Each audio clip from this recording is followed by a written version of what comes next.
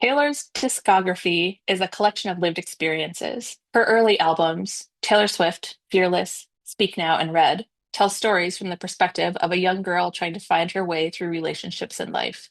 They explain what it's like to have simple and straightforward desires and expectations of those around you. They describe what it's like to be taken advantage of by someone wiser and older than you. They carry the weight of naivete and ignorance, the rage that builds with awareness, and the peace that comes from acceptance. They speak to an evolving understanding of independence, work, family, and first loves experienced by so many of us.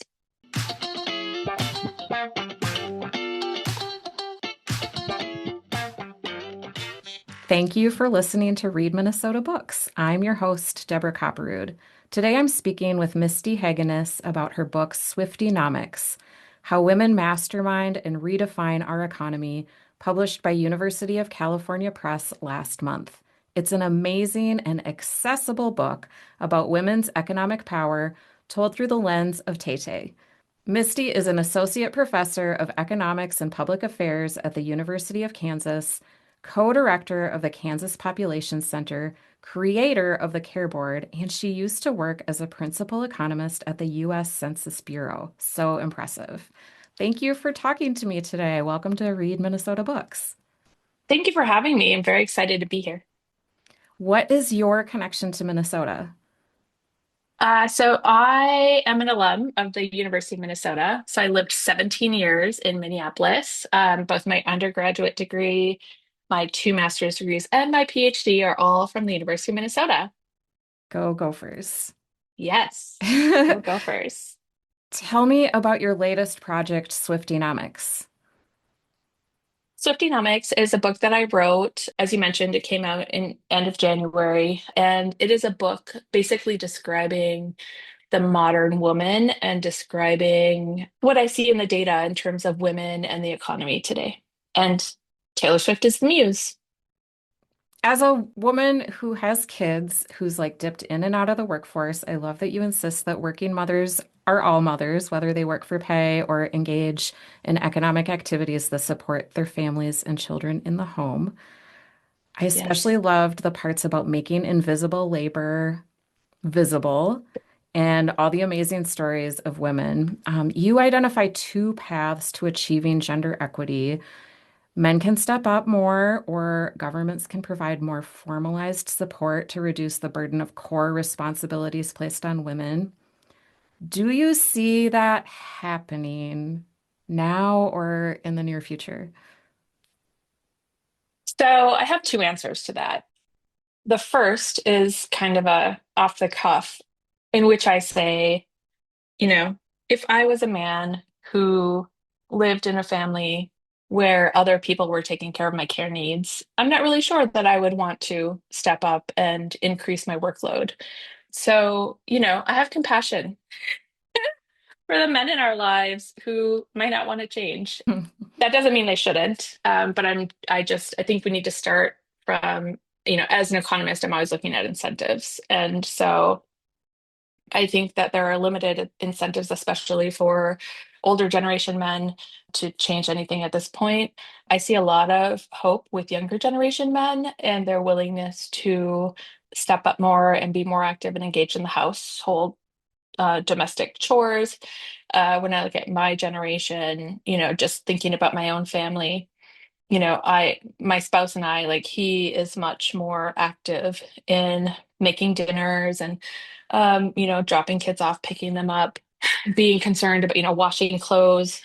He's much more active than his dad was. He's much more active than, my uncles are in that generation. And so Hmm. I'm hopeful, long term, that there is a possibility for more gender equality within the household. I don't think that it will be a fast changing component of what happens in society. And my second answer has more to do with nerdy economics and nerdy demographics, which is to say that, we live in a society now where, women's educational attainment is higher than it's ever been in the past. You read Claudia Golden's book, Career and Family, and she will tell you that women of my generation and younger, we all believe we can have both family and work. My generation has went ahead and did that. My daughter's generation and millennials and Gen Zs really, I think, look at my generation and see us going through a rat race, and they're not sure they want to do it. They're very much aware of the economic challenges that they might face by stepping out of the labor market. And so, a lot of them are choosing not to have children, or they're choosing to have children later in life because they have higher levels of education and because they are more likely to have careers than jobs. They've got a lot of economic independence, and so they're also partnering up later in life. And so, I think whether or not men step up or whether or not society steps up in the short run, in the long run, I think both of those two groups will have to step up because, and if you listen to Claudia Golden's, she in 2000, in 2023, she won the Nobel Prize, and she gave a speech, an acceptance speech, in which she really just says that women have lots of power today. And Hmm. part of the reason is because we have all this economic agency. We control birthing patterns. We are basically the one of the final decision makers in whether or not the human race continues. And so I think with all of that comes, a lot of external societal power that will, I think, also help to shift some of the policies and some of the narratives around the ways in which government and men support the lives of women. I like that optimistic take. That's good. You have a PhD, and in the book, you include an anecdote about when you had a big job and a young family, you actually had to put daycare on a credit card. I wonder if you Yes. can, speaking of government support, can you tell me a little bit more about the World War II era Lanham Act that Yep. provided The federal Lanham Act. funding for childcare services, which is also part Yeah. of your book? Yeah. Okay. So first I'll just mention, I mean, the reason why I tell that story, that our family moved to DC right after I finished my PhD, and I was pregnant with my second child, and I had an 18-month-old daughter. So we had two kids in a daycare in DC, and we were both, my spouse has an MBA. We were both working in the federal government. We had good paying jobs, but cost of living there is outrageous, and so we could not afford daycare for our two small children, and we put it on a credit card. And I tell that story because, if we couldn't afford it at the time, two people with graduate level education in, decent career style jobs, imagine what's going on just generally across the country and for other families who maybe either don't have as much education as we did or didn't have as good of stable jobs as we did. So that's why I tell that story, because the issue of childcare affordability, it's not just an issue for people in lower income households. It's an Right. issue across the board. And so thinking about the Lanham Act, and the reason why I think it's important to bring it up is because so the Lanham Act essentially, it did lots of things during World War II. But one of the provisions in it was to provide universal childcare for women, so that they could go and work in the factories and make bombs and other artillery for all the men who were off at war in Europe. And the manufacturers needed people to turn out, these weapons, and there weren't enough men around. And so this often happens to women in society where so, there's a need in society and it's not able to be met, and then we'll call on women. But then once that need shifts or once that need changes, then we kind of push women back into whatever we think their principal role should be. So with the Lanham Act, that's where you have the Rosie the Riveters, and a lot of women who had small children would put their children in these high quality universal daycares next to the manufacturing plants, and they would go and work like 10 or 12-hour shifts, and their kids would be taken care of in these um, childcare centers. And once the war ended, uh, the childcare centers closed down. the expectation was the men would go back to working in the manufacturing businesses, and the women would go back to working, unpaid in family labor in their home, taking care of the children and the family, etc. And what I think is unique about that period, and the reason why I talk about it in the book, is because that was a monumental shift for many women in society. And if you look at the data on mothers' labor force participation between 1940 and 1950, mothers' labor force participation is actually higher in 1950 than it was in 1940. And so, even though there was this assumption that the women should go back into their homes and stop working for pay, not all of them did. And I think what the Lanham Act did in providing universal childcare is it exposed women to this, a couple of things, but one is kind of direct control and agency over economic resources that they were generating, and just the economic freedom that comes with that. And so those women, the Rosie the Riveter women, even if they did end up going back into their homes and stop working, because even in 1950, the labor force participation rates for mothers was low. We're talking somewhere in between 10 and 15%. Um, what ended up happening is, and I think what women often do, because we generationally support each other, is they kind of turn their focus to their daughters and sons, but they really focused on making sure their daughters got an education. And what ended up happening is their daughters then, had much higher rates of labor force participation. If you look at the data, from like the 50s and 60s, you see this quick acceleration of educational attainment. Um, and, when I think about my own family, I was raised in a family where, so my parents are, of the baby boom generation, and they both told me that I could do anything, be anything. They both, um, supported my career path and supported what I wanted to do, kind of either, for generating money or for intellect. Like they were very supportive and didn't assign kind of roles and expectations on me because of my gender. And so I think that that's how women's equality and women's rights advance in society is, one generation at a time. And when the current generation sees limits that it's not able to overcome, they really focus on kind of strategizing to make sure that the next generation isn't held back by that. I really liked that section of your book, and I enjoyed learning about that and reading about it. It was very good. Thanks. I have a federal occupation of Minnesota question.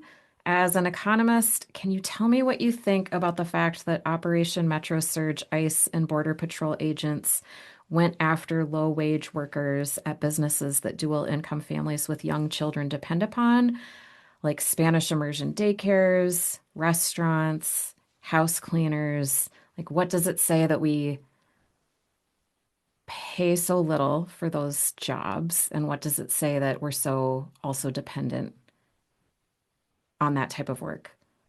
Yeah. Okay, so I'll start by talking about a nerdy economic research paper and its findings, and then I'll talk about what I think about what's going on with this administration and the way that they're kind of portraying themselves and acting. So, from an economic perspective, this is really, it is really a huge, like, shooting yourself in the foot type of phenomenon.